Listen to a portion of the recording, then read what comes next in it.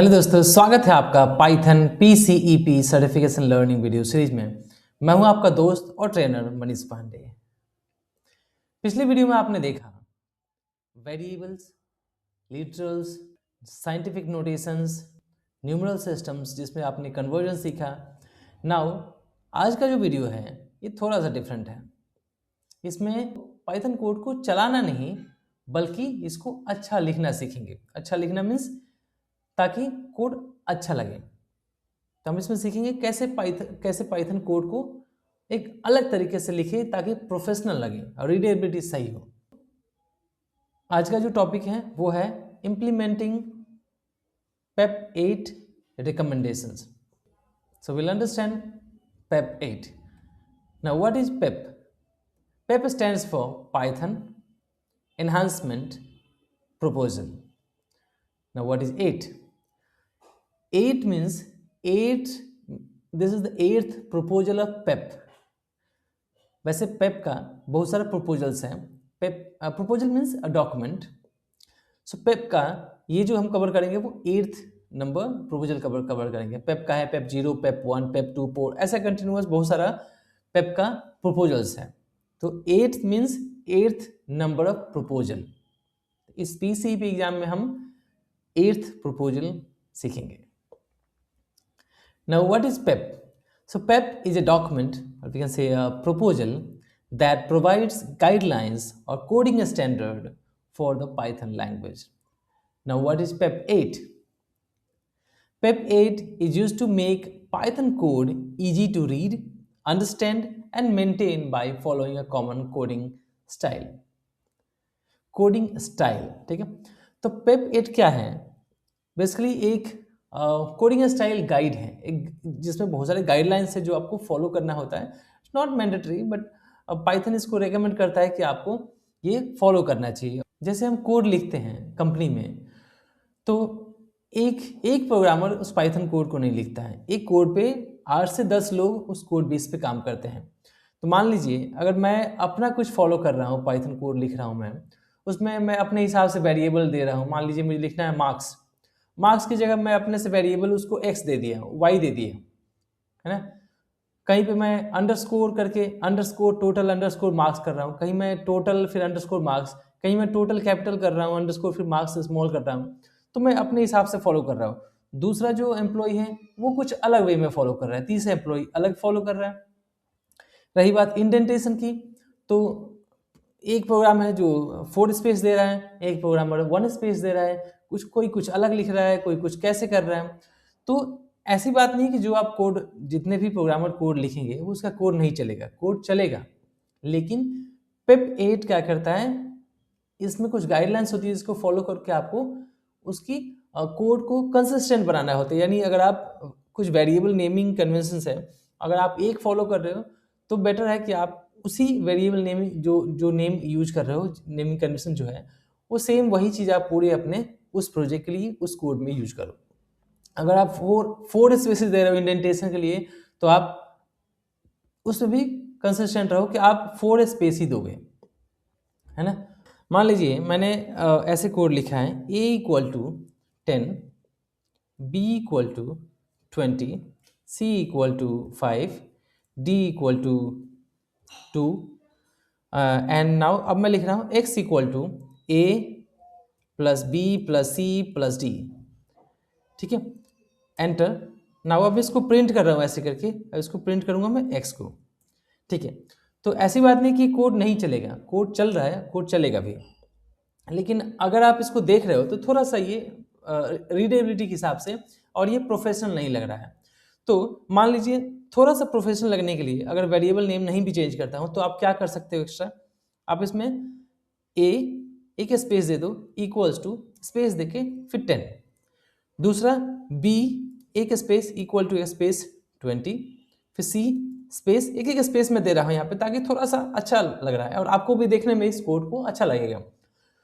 और ज़्यादातर देखिए पाइथन का फिलोसफी क्या है, पाइथन ये बोलता है कि पाइथन हमारा जो कोड होता है ज़्यादातर इसको पढ़ा जाता है, जितना कि लिखा है तो उस कंपेयर हम ज़्यादा इसको पढ़ा जाता है। मतलब अगर आप कोड चैट जीपीटी से या को पायलट से, अगर आप मान लीजिए किसी पाइथन का कोई प्रोग्राम वहाँ से सर्च करते हो, आप लेते हो, तो अगर चैट जीपीटी कुछ अलग ही फॉलो करता होगा तो आपको समझ नहीं आएगी। ठीक है, आप उसको डिबग करते रह जाओगे, उसको एग्जीक्यूट नहीं कर पाओगे, उसको सही नहीं चला पाओगे। ठीक है, कहीं पे स्पेस ही नहीं दिया, इंडेंटेशन ही नहीं दिया, कहीं वेरिएबल कुछ और नाम से यूज हो रहा है, अगर वेरिएबल फॉलो नहीं करेगा वो, तो आपको भी समझ नहीं आएगा, है ना। टोटल मार्क्स को वो कुछ एक्स मान लिया, कुछ और मान लिया, तो आपको समझ नहीं आएगा कब आपको डिवाइड करना है डिवीजन निकालने के लिए, कब आपको मल्टीप्लाई करना है ना। अगर कमेंट्स नहीं ऐड कर रहे हो आप कि ये वाला जो फंक्शन है वो किस पर्पस के लिए है, तो भी आपको समझ नहीं आएगी, तो इसमें बहुत टाइम लग जाता है।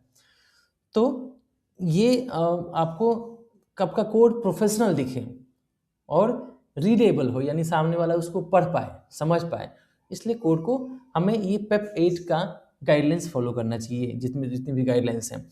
तो पहले मैं ये दिखा देता हूँ, फिर आपको दिखाऊंगा कि पेप 8 में कितनी गाइडलाइंस है, क्या क्या है उसमें, क्या क्या हमें ध्यान देना चाहिए। तो मैंने यहाँ लिख दिया 5, फिर d इक्वल्स टू, मैंने लिख दिया 2। नाउ अब यहाँ पे देखने वाली बात है, x इक्वल्स टू, स्पेस दे रहा हूँ मैं। अब आप देखो यहाँ जो इक्वल्स टू का जो लाइन है ऊपर से एकदम कंसिस्टेंट है, एकदम सीधे, एकदम एक ही लाइन में दिख रहा है। नाउ अब मैं यहाँ पे लिख रहा हूँ a प्लस स्पेस दे के, फिर b प्लस दे के, c प्लस दे के d। अब ये वाला कितना अच्छा लग रहा है। ठीक है, अब मैंने यहाँ पे जस्ट लिख दिया प्रिंट ओपन क्लोज ब्रैकेट, अब मैं यहाँ पे x प्रिंट कर रहा हूँ। ठीक है, दोनों कोड सही, सेम आउटपुट दोनों आया, लेकिन अब आप पहले वाले के देखो और अभी वाले के देखो, कौन सा सही लग रहा है ना। तो सेकंड वाला है, मुझे पता है आप इसको बोलोगे, सेकंड वाला लुक एंड फील में एंड रीडेबिलिटी के हिसाब से प्रोफेशनल लुक दे रहा है, ये सही है।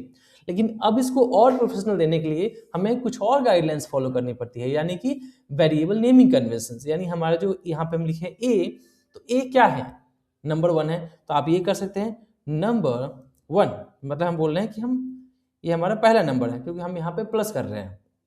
ऐसे भी दे सकते हैं नंबर 1 इक्वल टू, फिर टैब प्रेस करता हूँ मैं, तो दूसरा नंबर 2, फिर 20, फिर टैब प्रेस करता हूँ, ये बोल रहा है नॉट यूनिक, मैं यहाँ पे 3 प्रेस टाइप करूँगा।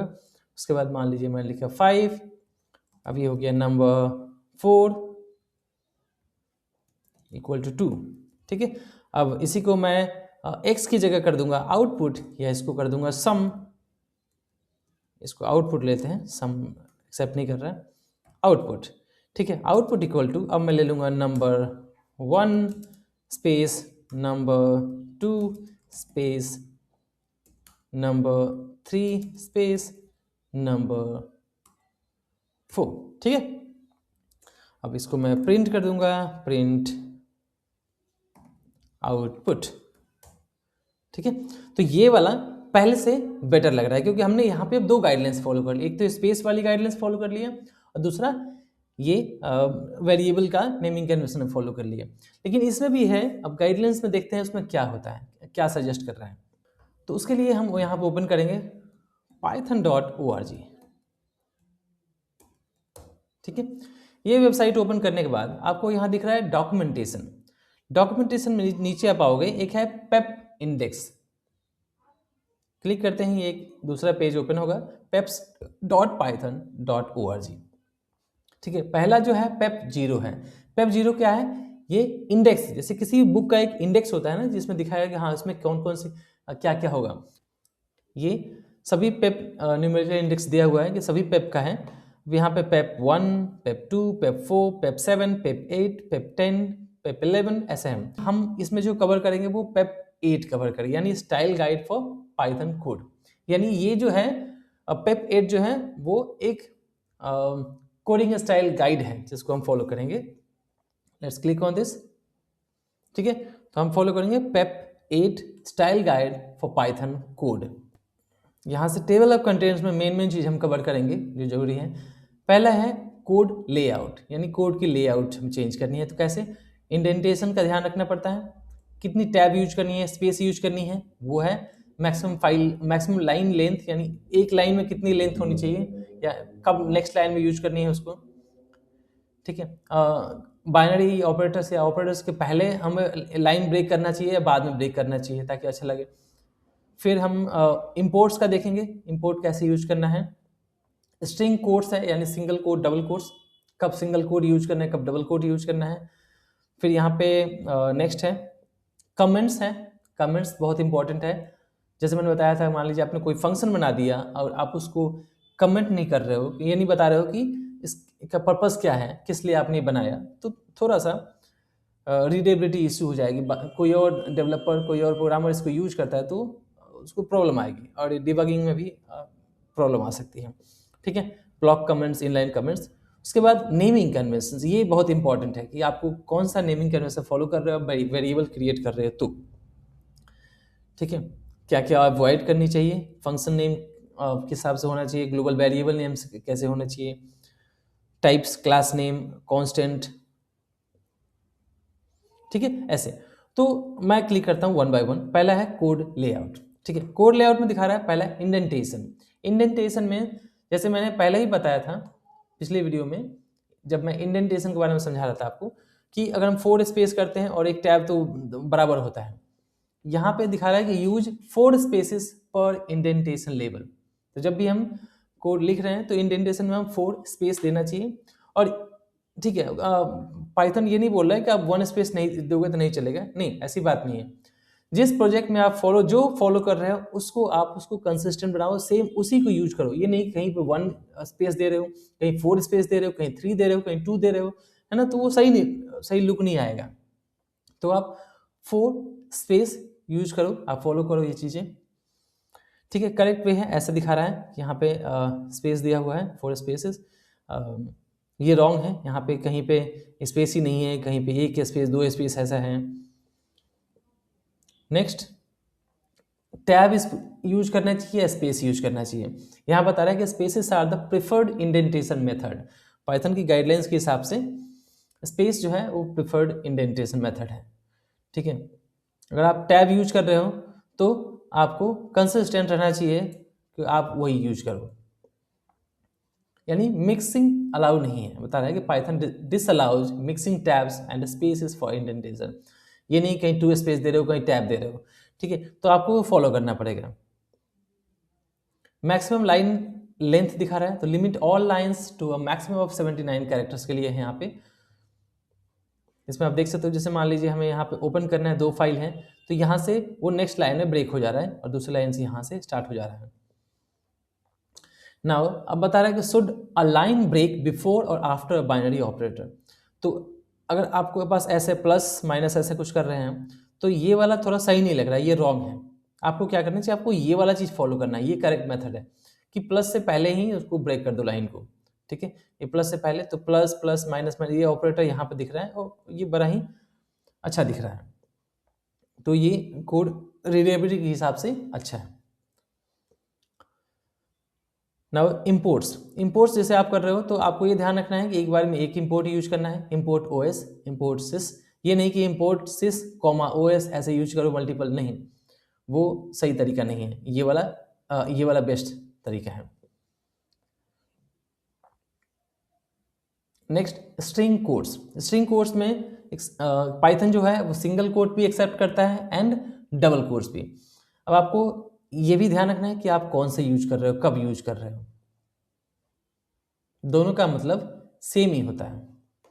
तो यहाँ पे दिखा रहा है कि पेप कोई भी रिकमेंड नहीं करता कि आपको क्या यूज करो। आपको एक रूल पिक करना है कि हाँ, मैं यही वाला स्ट्रिंग कोट्स यूज करूंगा या सिंगल कोट या डबल कोट्स यूज करूंगा। जैसे मान लीजिए आपको यूज करना है name equal to double quotes में मनीष या पाइथन, तो डबल कोट्स यूज करो, या तो name equal to single quote में पाइथन। ठीक है, ऐसे यूज करो, ये आपके ऊपर है। आप अपने पूरे कोड में एक चीज फॉलो करो।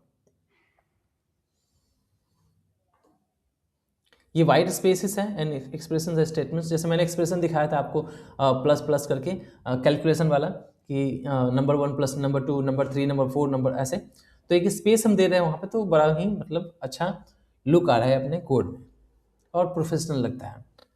नेक्स्ट, कमेंट्स वेरी इंपॉर्टेंट है यहाँ पे। ब्लॉक कमेंट्स है यहाँ पे एंड इनलाइन कमेंट्स। इनलाइन में मतलब जैसे मान लीजिए आपने लिखा x इक्वल टू x+1, आपने बोल दिया ये इंक्रीमेंट करने के लिए है। एक्चुअली ये जरूरत नहीं है कि बताना कि हम इंक्रीमेंट कर रहे हैं, इंक्रीमेंट तो हो ही रहा है। ठीक है, आप कुछ और इसको बोल रहे हो तो ठीक है कि हम इसको इसलिए इसका यूज कर रहे हैं। जैसे मान लीजिए ऐसे है, ठीक है।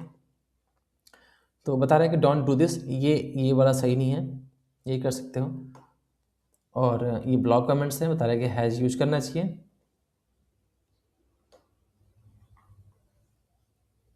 ये डॉक्यूमेंटेशन स्ट्रिंग के लिए। अब नेमिंग कन्वेंशन में आपको पता होना चाहिए, जैसे मैंने पिछली वीडियो में बताया था आपको कि कौन कौन सा valid legal naming convention, variable names use कर सकते हैं, फंक्शन नेम यूज कर सकते हैं।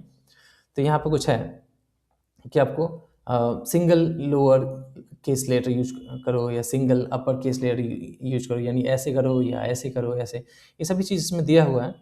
आपको एक चीज़ इसमें फॉलो करना है, कौन सा नेम आपको अवॉइड करना है, क्या नहीं यूज करना है, क्लास नेम, फिर टाइप वेरिएबल नेम्स आपको कैसे यूज करने हैं, एक्सेप्शन नेम कैसे यूज करना है, ग्लोबल वेरिएबल नेम्स कैसे होनी चाहिए, फंक्शन नेम, है ना। तो आपको जैसे मैंने बताया कि आपको मान लीजिए आप स्मॉल स्नेक केस यूज कर रहे हैं स्मॉल लेटर में, फिर अगर आपको यानी मल्टी वेरिएबल हैं, तो मान लीजिए फर्स्ट स्मॉल लेटर में फर्स्ट अंडरस्कोर नेम, है ना, लास्ट अंडरस्कोर नेम, ऐसे। ये नहीं कि फर्स्ट फिर कैपिटल में NAME, नहीं। आपको एक कंसिस्टेंट ऐसे करना है कि जो भी आप फॉलो कर रहे हो प्रॉपर वही फॉलो करो ताकि अच्छा लगे।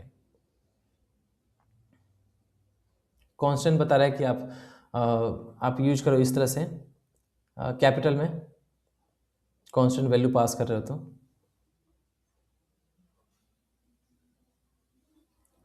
कुछ रिकमेंडेशंस हैं जैसे आपको करना चाहिए, जैसे बता रहा है कि इज नॉट, इफ फू इज नॉट नन, ये सही है, ना कि इफ नॉट फू इज नन, ये गलत है।